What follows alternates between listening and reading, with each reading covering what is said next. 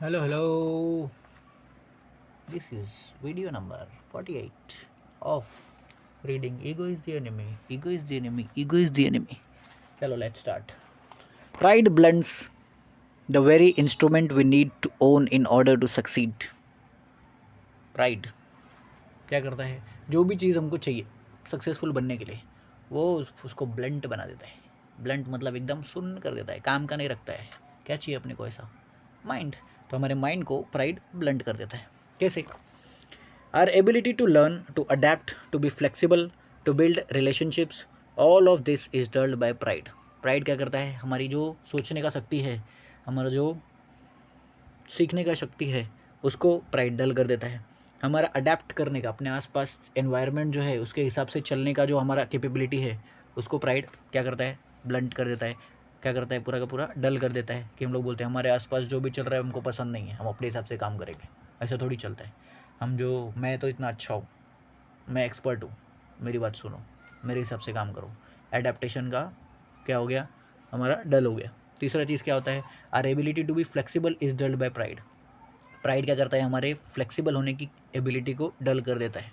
कि हम लोग क्या सोचते हैं? हम चेंज नहीं होंगे, हम जैसे हैं वैसे ही रहेंगे. वो फालतू चीज़ें कौन हमारे अंदर डालता है? प्राइड. दूसरा, to build relationships, our ability to build relationships is dull by pride. Pride क्या करता है? हमारा आस पास के लोगों के साथ में रिलेशनशिप बिल्ड करने का एबिलिटी क्या करता है? डल कर देता है. मेरे आसपास कोई भी हो, मेरे से मतलब नहीं है, मैं एक्सपर्ट, मेरे को सब आता है, सब मेरे पास आएंगे, सब मेरे से दोस्ती करेंगे, मैं किससे दोस्ती नहीं करूँगा. कौन किया? प्राइड. नेक्स्ट वाला, और क्या तकलीफ़? तो ये सब चीज़ें मतलब मेन हमारा जो सक्सेसफुल होने के लिए जो जो हमको चाहिए, क्या क्या चाहिए रहता है? पहला, सीखते रहने का. दूसरा, अडेप्ट करते रहने का, जो भी एनवायरनमेंट है उसके हिसाब से चेंज होते रहो. तीसरा, फ्लेक्सिबल, अपने आप को हमेशा फ्लेक्सिबल रखो. एक बार चेंज हो गया तो ऐसा नहीं कि फिक्स रहना है, चेंज होते रहना है. और नेक्स्ट, हमारे आसपास हमको रिलेशनशिप्स बिल्ड करना है. तो ये चार चीज़ें चाहिए रहता है सक्सेसफुल होने के लिए. चारों को प्राइड क्या करता है? डल कर देता है. Most dangerously this tends to happen either early in life or in the process when we are flushed together with beginner's conceit. सबसे डेंजरस बात, तो ये जो चीज़ हमको मिलती है, ये प्राइड जब हम लोग को मिलता है हमारे जीवन में, जब अहंकार आता है तो वो तभी मिलता है जब हम लोग अपनी लाइफ बस शुरू ही कर रहे होते हैं, उस टाइम पे अहंकार आता है. तो बहुत ज़्यादा खतरा उस पर ही है कि हम लोग अपनी लाइफ शुरू कर रहे हैं, उस टाइम पे अहंकार आ गया तब तो गए. बराबर. Only later do you realise that the bump on the head was the least of what was रिस्क्ड.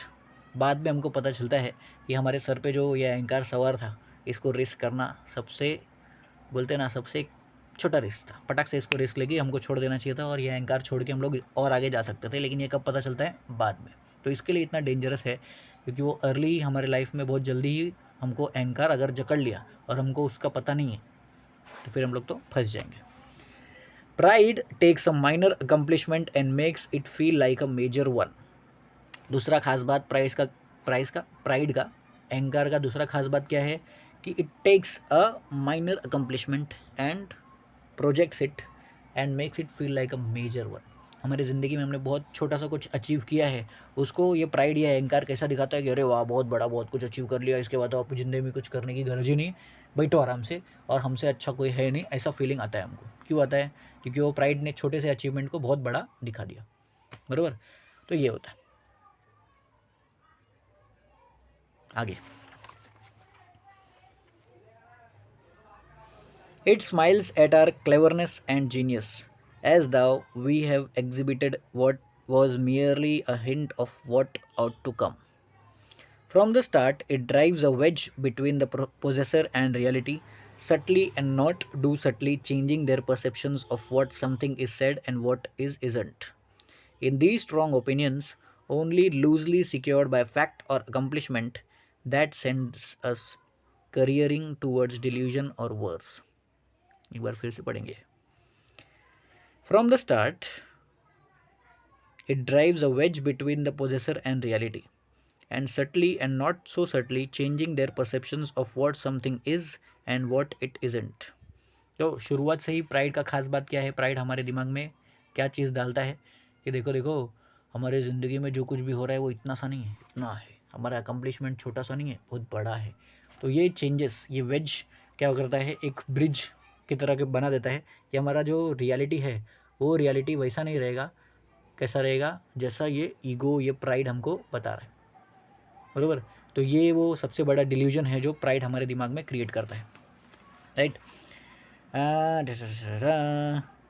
In these strong opinions, only loosely secured by fact or accomplishment, that send us careering towards delusion or worse. तो ये जो strong opinions होते हैं कि इतना सा achieve किया है, बहुत बड़ा दिखाते हैं, हम चेंज नहीं होना चाहते, हम लोगों से बातचीत नहीं करना चाहते, हम लोगों के साथ में रिलेशनशिप बिल्ड करना नहीं चाहते, ऐसे केस में क्या होता है, चीज़ें वर्स होते जाती है, बद से बदतर होते जाती है, और जो भी चीज़ें हम अकम्प्लिश करते हैं वो एक का डबल या 1 से 100 गुना ज़्यादा हमको लगता है कि हमने बहुत कुछ अचीव कर लिया है, और फिर हम लोग परेशान हो जाते हैं। ऐसे केस में प्राइड और ईगो से भरा हुआ इंसान, या प्राइड और ईगो क्या बोलता है वो देखो। I am an entrepreneur because I struck on my own. I am going to win because I am currently in the lead. I am writer because I publish something. I am rich because I made some money. I am special because I was chosen. I am important because I think I should be. तो ये सब जो dialogue सुनने को मिलते हैं वो सब किसके हैं? प्राइड और ईगो से भरे हुए लोगों के हैं। जब हमारे माइंड में भी ये सब आवाज़ आना चालू हो जाए तो समझ जाओ कि कौन बोल रहा है, प्राइड और ईगो बोल रहा है। हिंदी देखो, मैं एक एंटरप्रेन्योर हूँ क्योंकि मैं खुद से चीज़ें करता हूँ। क्या अकम्प्लिश किया, हो सकता है छोटा अकम्प्लिश किया, लेकिन प्राइड क्या करता है, उसको बहुत बड़ा दिखाता है। I am going to win because I am currently in the lead. मैं आगे चल रहा हूँ, इसके लिए मैं जीतने वाला हूँ। आगे चल रहा हूँ मतलब क्या, मैं अभी बाकी कॉम्पिटिटर लोग से आगे चल रहा हूँ, तो जीतेगा कौन? ये भी कौन सी बात है? प्राइड की। जैसे वो टॉर्टिस और रैबिट की स्टोरी है कि वो रैबिट जो है बहुत आगे रहता है और फिर वो सोचता है अपन तो जीतेंगे ही जीतेंगे, फिर सो जाता है।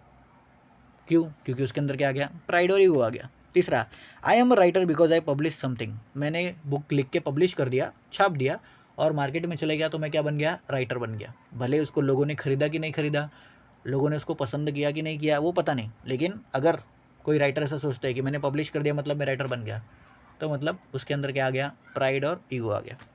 I am special because I was chosen. मुझे इस काम के लिए मेरे बॉस ने सिलेक्ट किया, तो मैं तो स्पेशल ही रहूँगा, पक्का मैं स्पेशल हूँ। क्यों स्पेशल नहीं हूँ? मैं तो स्पेशल हूँ। तो ये भी किसकी बात है? प्राइड और ईगो। हाँ, आई am important because I think I should be. तो बहुत सारे लोग क्या अननेसेसरी का इंपॉर्टेंस भी ले लेते हैं कि ज़िंदगी में कुछ किया नहीं और इम्पोर्टेंस लेना चालू।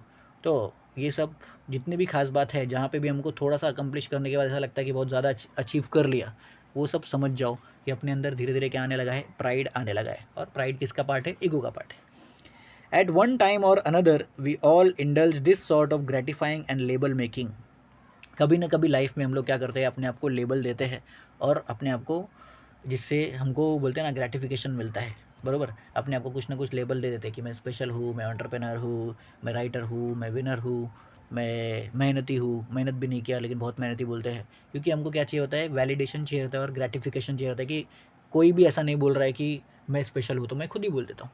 कोई भी ऐसा नहीं बोल रहा है कि मैं राइटर, तो मैं खुद ही बोल देता हूँ। तो हमारा माइंड क्या करता है? क्योंकि माइंड को क्या चाहिए? कुछ काम तो करना है नहीं, तो माइंड क्या करता है? हमको ग्रेटिफिकेशन दे देता है ताकि हम लोग आगे और मेहनत ना करें, बरोबर। तो वो ईगो का ही पार्ट है। Yet every culture seems to produce works of caution against it. Don't count your chickens before they hatch. तो फिर भी इतना सब कुछ होता है, लेकिन हर एक कल्चर क्या करता है? हमको बताता है कि हमेशा ईगो से दूर रहो या प्राइड से दूर रहो। चाहे आप कोई भी कल्चर देखो, उसमें रिलीजन की बात मत लो, चाहे वर्क, चाहे कॉर्पोरेट कल्चर देखो, चाहे आप टीचर स्टूडेंट रिलेशनशिप देखो, चाहे कोई भी रिलीजियस बुक उठा के ले लो, किसी भी रिलीजियस प्लेस पे जाओ और वहाँ पे वो लोग जो सिखाते हैं, वहाँ पे देखो, सब जगह पे सब लोग यही सिखाते हैं कि हमेशा आप ईगो से थोड़ा दूर रहो, हमेशा आप प्राइड से थोड़ा सा दूरी बना के रखो, क्योंकि वो आपको रियलिटी से दूर लेके जाता है। और रियलिटी से दूर लेके गए मतलब हम लोग अपने परसेप्शन में जी रहे हैं। फिर से वो लास्ट 2-3 वीडियोज़ में हम लोग ने जो बात किया था कि हम लोग अपने हेड में ज़्यादा जीते, रियलिटी में नहीं जीते, वापस वहीं फंस गए। तो इसके लिए ऐसा बोला जाता है, don't count your chickens before the hatch. जब तक वो अंडे में से मुर्गी बाहर नहीं आती तब तक ऐसा गिनती मत मारो कि मेरे पास देखो 10 मुर्गी है। आपके पास अभी 10 अंडा है, मुर्गी नहीं। Don't cook the sauce before catching the fish. जब तक आपने मछली पकड़ा नहीं है तब तक सॉस बना के कुछ फ़ायदा नहीं है। मतलब क्या कि जब तक आपने कुछ सच में अचीव किया नहीं है तब तक वो अवार्ड और वो सब चीज़ों की फ़िक्र करने की ज़रूरत नहीं है। The way to cook a rabbit is to first catch a rabbit. तो अगर आपको रैबिट कुक करना है मतलब क्या, कोई डिश बनाना है तो उसके पहले आपको वो डिश के लिए जो भी चाहिए वो चीज़ उठा के लेके आना पड़ेगा। जब तक लाया नहीं तब तक तो वो डिश बनेगा नहीं, बराबर। तो ये सब वही बार बार इंडिकेशन किया जा रहा है, जब तक आप सब्सटेंस बिल्ड नहीं करोगे, जितना आप बोल रहे हो कि मैंने इतना सब्सटेंस बिल्ड किया, जब तक नहीं रहेगा तब तक वो दिमाग में लाने का ही नहीं हो, और कर भी लिया तो भी उसके बाद भी बोल के कुछ फ़ायदा नहीं है, क्योंकि फिर से हम लोग प्राइड में फंस जाएंगे। तो भले हम लोग कितना भी ज़्यादा अकम्प्लिश कर ले, उसको हमेशा जितना है उससे कम ही मानना चाहिए। Game slotted by words can not be skinned. Punching above your weight is how you get injured. Pride goeth before the fall. बराबर। अगर हमारे अंदर जितना स्ट्रेंथ है उससे ज़्यादा वाले स्ट्रेंथ वाले इंसान को या फिर सरफेस को हम लोग पंच करेंगे तो क्या होगा, हम लोग खुद ही हर्ट होंगे। Pride goeth before the fall. Fall आने से पहले प्राइड आ जाता है। ये कहावत है, बहुत पुराना कहावत है कि आपका जब डाउनफॉल आने वाला रहेगा, वो डाउनफॉल आने से पहले हमारे अंदर क्या आता है, प्राइड आएगा। तो प्राइड आ गया मतलब समझ जाओ डाउनफॉल आने वाला है। तो इसके डाउनफॉल आने से पहले प्राइड से अगर छुटकारा पा लिया, बच जाएंगे। नहीं पाया तो फॉल तो आ ही रहा है, वो तो हम लोग गिरेंगे ही गिरेंगे, तो फिक्स है। हाँ, अभी ये एटीट्यूड कौन सा है, ये प्राइड वाला एटीट्यूड कौन सा है जो हमारा माइंड को शट डाउन कर देता है, हमारे माइंड को ये चीज़ें करने से रोकता है, उसके बारे में हम लोग पढ़ेंगे नेक्स्ट वीडियो में। Bye bye.